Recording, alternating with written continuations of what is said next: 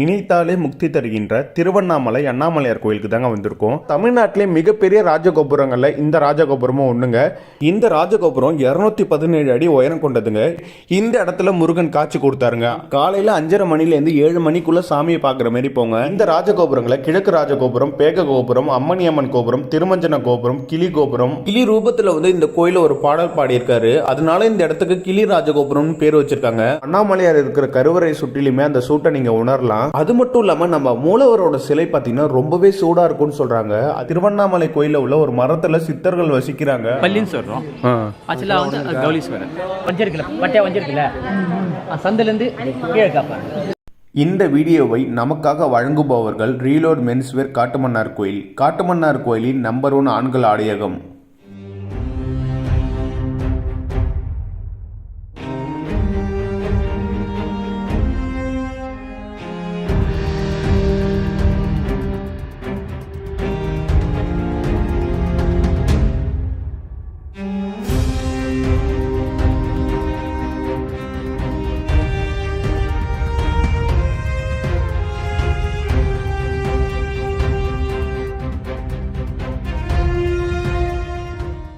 அனைவருக்கும் வணக்கம். இன்னைக்கு நம்ம வந்திருக்க கோயில் பார்த்தீங்கன்னா நினைத்தாலே முக்தி தருகின்ற திருவண்ணாமலை அண்ணாமலையார் கோயிலுக்கு தாங்க வந்திருக்கோம்.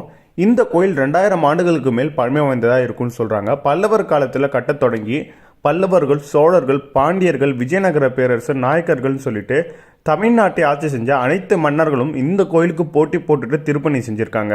இந்த வீடியோவில் நம்ம அண்ணாமலையார் கோயிலை பற்றி தாங்க பார்க்க போகிறோம். வீடியோ ஃபுல்லாக பாருங்கள், உங்கள் எல்லாருக்குமே பிடிக்கும்.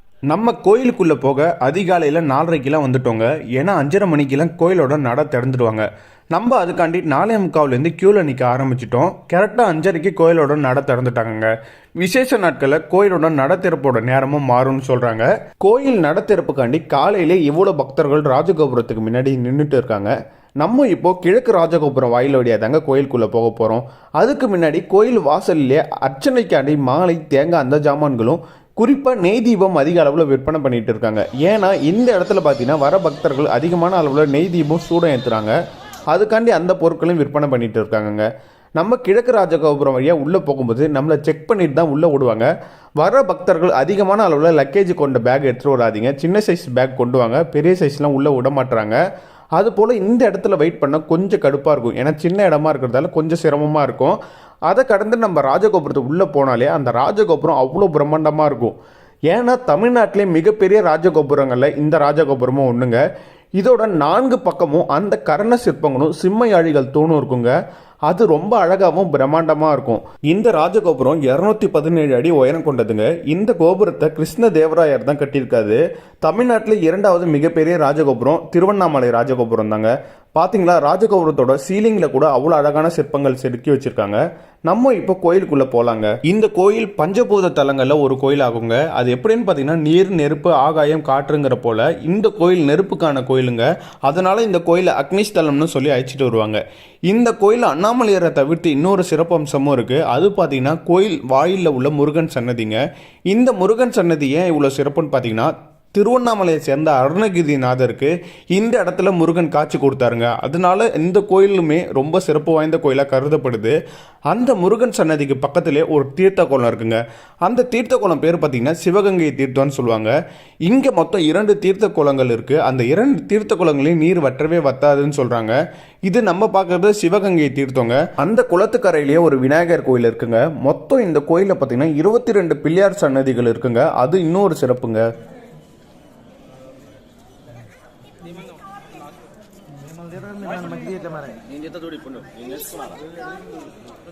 சிவகங்கை தீர்த்த குளத்துக்கு பக்கத்திலே வளகாப்பு மண்டபம்னு ஒன்று இருக்குங்க. இந்த கோயிலில் கிட்டத்தட்ட 300 மண்டபங்கள் இருக்குன்னு சொல்கிறாங்க. இது போல் சின்ன மண்டபங்கள்லேருந்து இருந்து 1000 தூண்களை கொண்ட பிரம்மாண்ட 1000 மண்டபமும் இருக்குங்க. இது தாங்க 1000 தூண் மண்டபம். நம்ம கிழக்கு வாயிலேருந்து நுழைந்த உடனே வலது பக்கம் இருக்கும். ரொம்பவே பிரம்மாண்டமாக இருக்கும். இதில் உள்ள தூண்கள் எல்லாமே சிறப்பான கலைநயமிக்க சிற்பங்களோட ரொம்பவே அழகாக இருக்குங்க. இந்த மண்டபத்தில் உள்ள தூண்கள் எல்லாமே ரொம்ப அழகாக வடிவமைக்கப்பட்டிருக்கும். அடுத்த வாட்டி நீங்கள் இந்த கோயிலுக்கு போனீங்கன்னா கண்டிப்பாக 1000 தூண் மண்டபத்தை பாருங்கள்.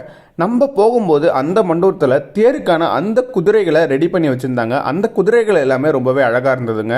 நீங்கள் திருவண்ணாமலை கோயிலுக்கு போனீங்கன்னா காலையில் 5:30 மணிலேருந்து 7 மணிக்குள்ளே சாமியை பார்க்குற மாதிரி போங்க. ஏன்னா அந்த நேரத்தில் கோயிலும் ரொம்ப அழகாக இருக்குது, திருவண்ணாமலையும் ரொம்ப அழகாக இருக்குங்க. ரொம்ப அமைதியான நேரம் அந்த நேரத்தில் கண்டிப்பாக போக முயற்சி பண்ணுங்க. அடுத்து ஒரு மண்டபத்தை கடந்த பிறகு நம்ம நந்தியை பார்க்க போவோங்க.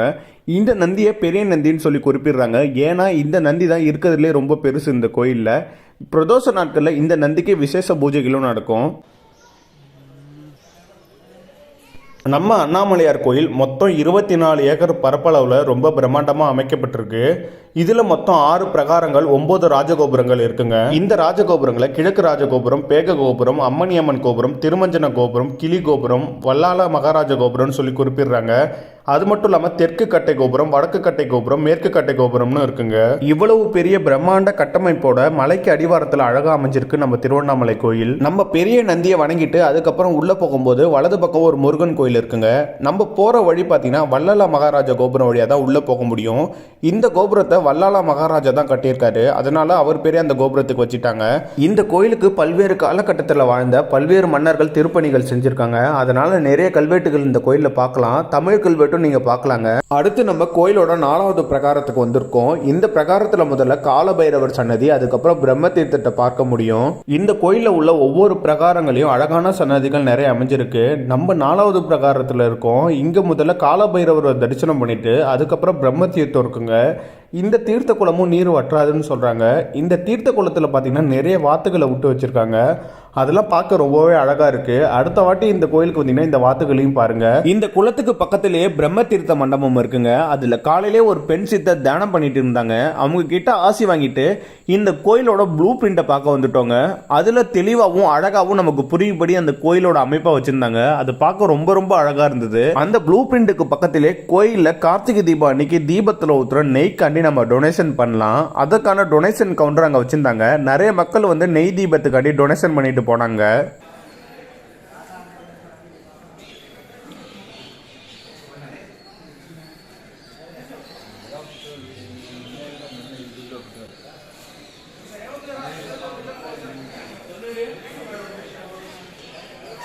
இந்த மண்டபத்துக்கு பக்கத்திலே கோயிலோட பிரசாத கவுண்டர் இருக்குது. அங்கே பிரசாதம் நீங்கள் வாங்கிக்கலாம்.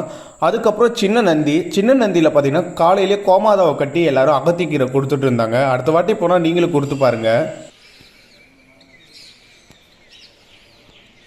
இந்த கோயிலுக்குள்ள பார்த்தீங்கன்னா ஒரு பெரிய கோசாலை இருக்குங்க. இதில் நூற்றுக்கணக்கான மாடுகள் இருக்கு. திருமஞ்சன ராஜகோபுரம் வாயில் வழியாக வந்தால் ஈஸியாக பார்க்கலாம். பிரம்ம தீர்த்த கரையில் தாங்க இருக்கு இந்த கோசாலை. அடுத்த வாட்டி போனால் போய் பாருங்க.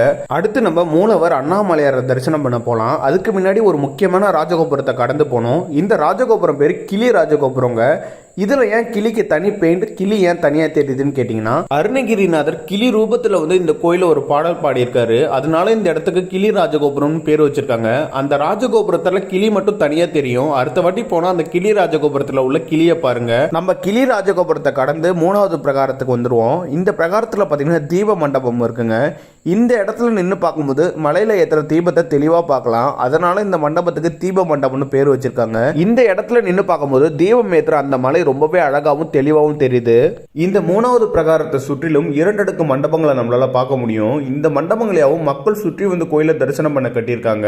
இந்த பிரகாரத்தில் உள்ள மிக முக்கியமான சன்னதியில ஒண்ணுதாங்க அங்க உள்ள விநாயகர் கோயில். அந்த கோயிலோட எதிரில் உள்ள தூண்களை சிற்பங்கள் ரொம்ப அழகா செதுக்கப்பட்டிருக்கும். அந்த தூண்களில் உள்ள சிற்பங்களை பார்க்க கோடி கண்கள் வேணும். ஏன்னா அது அவ்வளவு அழகா செதுக்கப்பட்டிருக்கும். அடுத்து நம்ம மூலவரை தரிசிக்க பொது கியூல நின்று தரிசனத்துக்கு போறோங்க.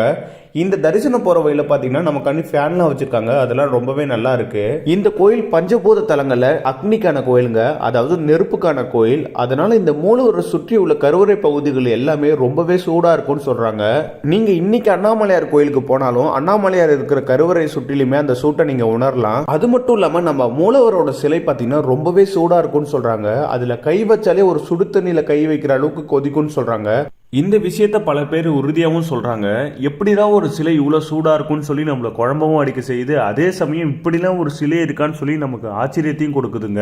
இந்த மூலவர் சிலை அக்னியிலிருந்து உருவானதா நம்பப்படுது.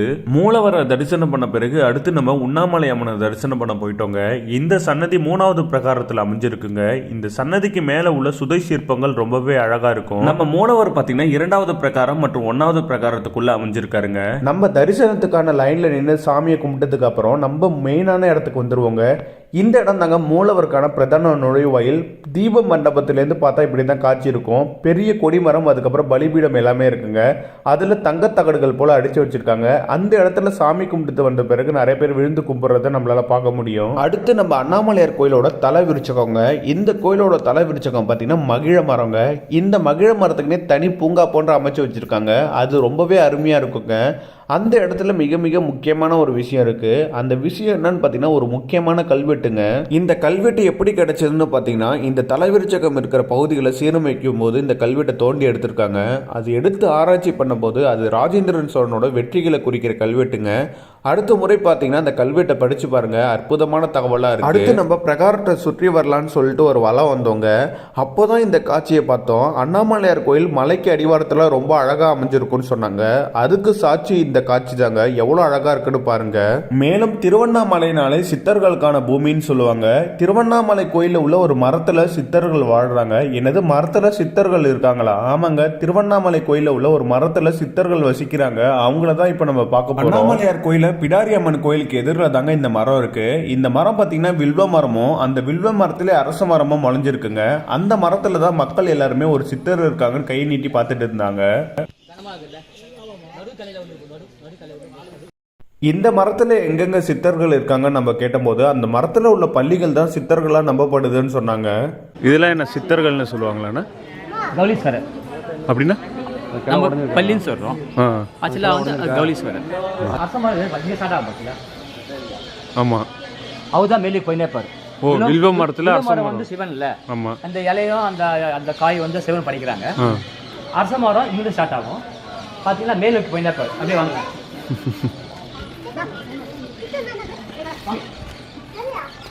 அங்க உள்ள வில்வ மரத்துல பாதியில இருந்து அரச மரம் வளைஞ்சிருக்குங்க. ஒரே மரத்துல விநாயகரும் சிவனும் இருக்காங்கன்னு சொல்லி பக்தர்கள் வணங்கிட்டு இருக்காங்க.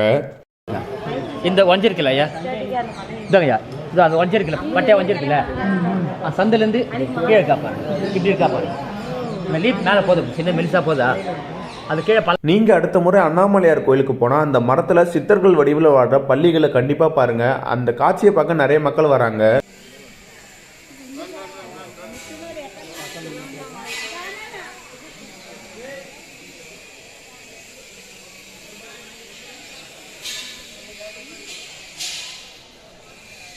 அடுத்து நம்ம பாதாள லிங்கத்தை பார்க்க போகிறோங்க. என்னது, பாதாள லிங்கமா? ஆமாங்க, ஆயிரங்கால் மண்டபத்தில் தான் இந்த பாதாள லிங்கம் அமைஞ்சிருக்கு. ஆயிரங்கால் மண்டபத்திலே ஒரு சுரங்கம் போல கீழே பாதாளம் அமைச்சிருக்காங்க. அதில் தான் அந்த லிங்கத்தை வச்சு வழிபட்டுட்டு இருக்காங்க. இந்த கோயிலுக்கு வர அதிகமான பக்தர்கள் எல்லாமே இந்த பாதாள லிங்கத்தை வந்து வணங்கிட்டு போகிறாங்க. அதற்கு முக்கியமான காரணம், இந்த பாதாள லிங்கத்துக்கு அருகில் உட்காந்து தான் ஸ்ரீ ரமண மகரிஷி தியானம் பண்ணாராம். அது மட்டும் இல்லாமல் இந்த பாதாள லிங்கத்தோட கோயில் அமைப்பு தாங்க பார்த்தீங்கன்னா சமதளமாக தரை போயிட்டு இருக்கும். அதுக்கு கீழே குழி போடுற பாதாளம் போல் அமைஞ்சிருக்கும். அதில் தான் அந்த லிங்கம் இருக்குங்க.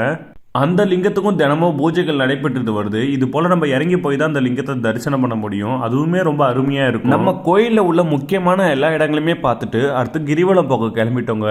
இந்த கோயில் எவ்வளவு சிறப்போ அதே அளவு திருவண்ணாமலை கிரிவலமும் ரொம்பவே சிறப்புங்க. திருவண்ணாமலை கோயிலோட கிழக்கு ராஜகோபுரத்தோட அடிப்பகுதிகள் எல்லாமே கிரானைட் கற்களால கட்டியிருக்காங்க. இதை முதல்ல கட்டினது கிருஷ்ணதேவர். இறுதியில சேவப்ப நாயகர் தான் இந்த கோயிலோட ராஜகோபுரத்தை முழுசா கட்டி முடிக்கிறாரு. நினைத்தாலே முக்தி தருகிற அண்ணாமலையார் கோயிலோட சிறப்பான இடங்களையும் சிறப்பான விஷயங்களையும் கொஞ்சம் இந்த வீடியோவில் நான் காட்டியிருக்கேன். நீங்கள் இந்த கோயிலுக்கு வந்தாலே உங்களுக்குள்ள ஒரு மாற்றம் ஏற்படுறத கண்டிப்பாக காணலாம். அப்படி ஒரு சிறப்பான கோயில் தாங்க இந்த அண்ணாமலையார் கோயில். தொடர்ந்து நம்ம அடுத்த வீடியோவில் திருவண்ணாமலை கிரிவலத்தை பற்றி பார்க்க போகிறோங்க. இது போல் சூப்பரான வீடியோஸ் எல்லாமே நம்ம பேஜில் வரும். தொடர்ந்து சப்போர்ட் பண்ணுங்கள். இந்த வீடியோவை பார்த்தா உங்கள் எல்லாருக்குமே ரொம்ப ரொம்ப நன்றிங்க. தொடர்ந்து ஆதரவு தாருங்கள். நன்றி, வணக்கம்.